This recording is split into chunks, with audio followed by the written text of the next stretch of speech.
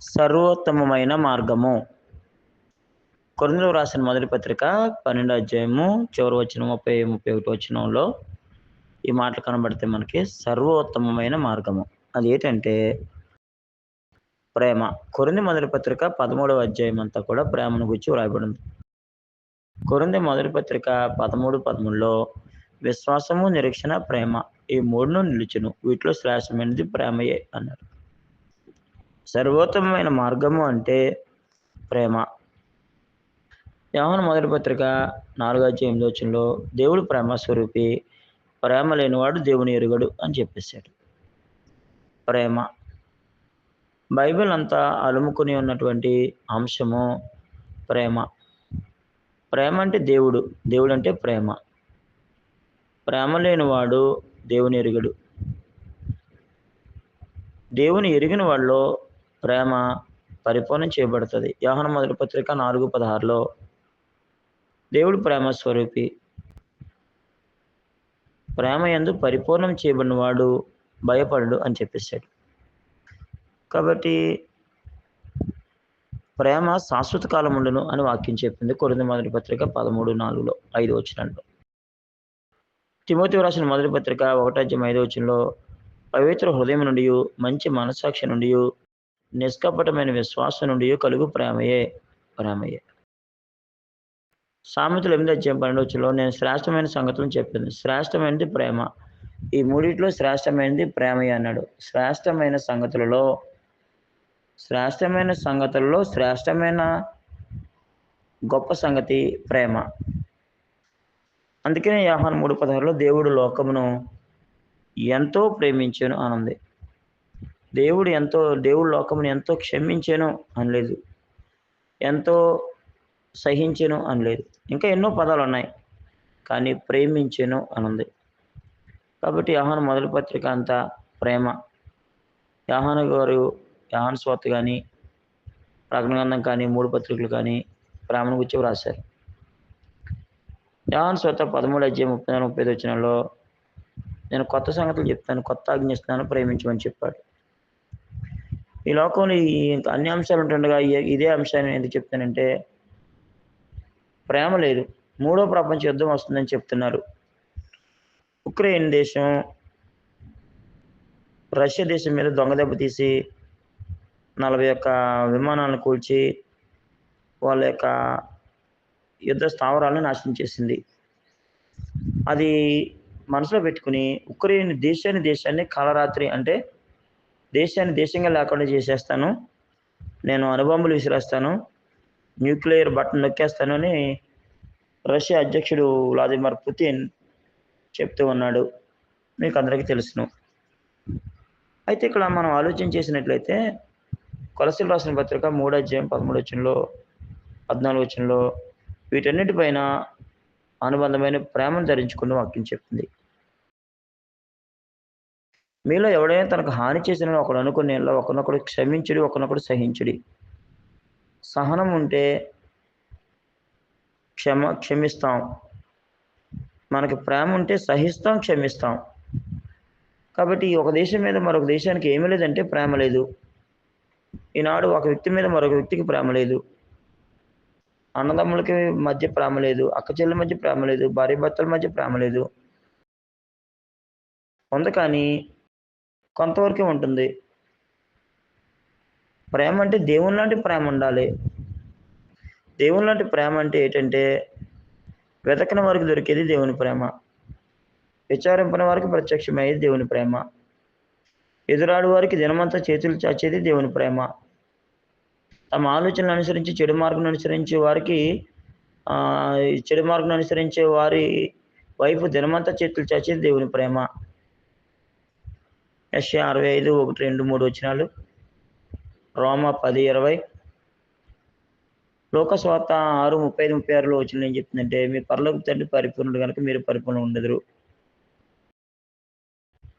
దుష్టులను కృతజ్ఞత లేని వాళ్ళను ఆయన ఉపకారి అన్నది ప్రేమ అంటే. ప్రేమ అంటే స్నేహితుల ప్రేమ చూపక శత్రువుల ప్రేమ చూపేది దేవుని ప్రేమ అంటే. అయితే 2వ గ్రంథం 19 అధ్యాయం 6 వచనంలో స్నేహితుల ప్రేమ చూపకుండా శత్రువుల ప్రేమ చూపేది దేవుని ప్రేమ. అపకారానికి ఉపకారం చేసేది దేవుని ప్రేమ. కీడుకు మేలు చేసేది దేవుని ప్రేమ. చెడుకు మంచి చేసేది దేవుని ప్రేమ. దేవుని ప్రేమ. రోమా 5:8 అయితే దేవుడు మన యెడల తన ప్రేమను వెల్లడిపరుచున్నాడు. దేవుని ప్రేమ. దేవుని ప్రేమ అంటే రోమా 5:6 బలహీనులై ఉండగా, పాపులై ఉండగా క్రీస్తు మన కొరకు చనిపోయాడు ప్రేమ. దేవుని ప్రేమ. పాపులమై ఉండగా క్రీస్తు మన కొరకు చనిపోయాడు. అది దేవుని ప్రేమ. మనం శత్రులమై ఉండగా క్రీస్తుతో దేవుడు మనం సమాధాన పరుచుకున్నాడు. అది దేవుని ప్రేమ. దేవుని ప్రేమ అంటే ఏంటంటే అనేక మంది కలిసి ప్రవీణ్ పగడాల గారిని చంపిన తన కుటుంబం, తన భార్య వాళ్ళని క్షమించండి, వాళ్ళని ఏమి చేయొద్దని చెప్పింది దేవుని ప్రేమ. పగ తీర్చుకునేది దేవుని ప్రేమ కాదు. కీడుకు ప్రతి కీడు చేసేది దేవుని ప్రేమ కాదు. దూషణకు ప్రదోషం చేసే దేవుని ప్రేమ కాదు. దేవుని ప్రేమ అంటే ఏంటంటే మంచివారి మీద, చెడ్డవారి మీద, నీతిమంతుల మీద వర్షం కురిపించి ఎండ కాయించే దేవుని ప్రేమ. దేవుని ప్రేమ అంటే అబీమెలెకు ఇంటి కొరకు, ఇంటి వారి సంతానం కొరకు, ఇంటి వారి అభివృద్ధి కొరకు ప్రార్థన చేశాడు అబ్రహాము. అది దేవుని ప్రేమ. తన స్నేహితులు తనని ఎగతాళి చేశారు. తను ఎన్నో సూటిబాటు మాటలు మాట్లాడారు. తనకు వ్యతిరేకంగా మాట్లాడినప్పుడు తన స్నేహితుల క్షేమం కొరకు ప్రార్థన చేశాడు యోబు. అది దేవుని ప్రేమ. యోసేపు అన్నలు 10 మంది ద్వేషించి గుంటలో పడేశారు. మళ్ళా జైలుకెళ్ళాడు. యోసేపు జీవితంలో ఎన్నో బాధలు పెట్టారు సొంత వారు. అయినా వాళ్ళని ప్రేమించి క్షమించాడు, సహించాడు. అది దేవుని ప్రేమ. అది దేవుని ప్రేమ. దేవుని ప్రేమ లోకంలో ఎక్కువగా లేదు. ఎంతోమంది ఉన్నారు బైబిల్‌లో చెప్పేవాళ్ళు ప్రపంచంలో. దేవుని ప్రేమ క్రియలలో లేదు. మాటతోనూ, నాలుకతోనూ కాక క్రియతోనూ, సత్యంతోనూ ప్రేమించమన్నాడు. యోహాను మొదటి పత్రిక 3:16-17 నేను దేవుని ప్రేమిస్తున్నానని చెప్పుకున్నారు కానీ చాలామంది దేవుని ప్రేమించట్లేదు. చూసి నీ సహోదరుని ప్రేమించలేవు, నీవు చూడలేని దేవుని ఎలా ప్రేమిస్తావు అని అడిగింది వాక్యం. యోహాను మొదటి పత్రిక 4:19, 20, 21, యోహాను మొదటి పత్రిక 5:1 కూడా. రోమపత్రిక 13:8, 13:10 కూడా నీ పొరుగుని ప్రేమించడమే ధర్మశాస్త్రం ప్రేమించడం అని చెప్పింది. ధర్మశాస్త్రం నెరవేర్చడం అని చెప్పింది. నీ పూర్ణంతో, పూర్ణాత్మతో, పూర్ణబలంతో, పూర్ణ శక్తితో, పూర్ణతో దేవుని ప్రేమించమని చెప్పింది. మత్తయి 22:37-39 నిన్ను వల్ల నీ పొరుగుని ప్రేమించమని చెప్పింది. ద్వితీయోపదేశకాండం మనకు తెలిసినట్టుగా 6:4-9 దేవుణ్ణి పూర్ణంతో ప్రేమించాలి అని చెప్పింది. మార్కు సువార్త 12:20-32 ప్రధానమైనది దేవుని ప్రేమించుట. దేవుని ప్రేమించడం అనేది మొట్టమొదటి ఆజ్ఞ అందరూ పాటించాలి. లూకా 10:27 పూర్ణంతో, పూర్ణాత్మతో, పూర్ణబలంతో, పూర్ణశక్తి దేవుని ప్రేమించాలి. 10:25-30 లేదా 40 వరకు వచ్చిన చూస్తే మంచి సమరయని ఆ స్టోరీలో ప్రభువారు చెప్పిన ఉపమానంలో యాజకుడు లేవీయుడు వెళ్ళిపోయాడు. సమరయుడు ప్రేమించిన ప్రేమ మనందరికి తెలుసును. అది మనం కలిగి ఉండాల్సిన అవసరం ఉంది.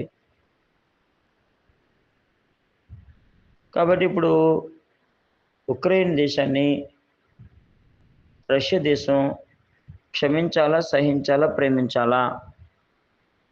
ప్రేమించాలి. మూడో ప్రపంచ యుద్ధం రాకూడదు. ప్రేమ. ప్రేమించిన వారు సహిస్తారు, క్షమిస్తారు. ప్రేమించిన వారి పట్ల శాంతం వహిస్తారు.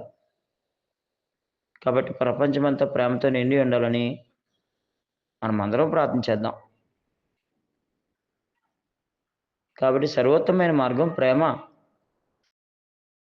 ప్రేమ దయ చూపించును, మచ్చరపడదు, డంబముగా ప్రవర్తింపదు, ఉప్పొంగదు, అమ్మరేదిగా నడవదు, స్వప్రయోజనం విచారించుకొనదు, త్వరగా కోపడదు, అపకారం మనసులో ఉంచుకొనదు, దుర్నీతి విషయమై సంతోషపడక సత్యము సంతోషించును, అన్నిటికీ తాలుకొనును, అన్నిటిని నమ్మును, అన్నిటిని నిరీక్షించును, అన్నిటిని వచ్చును.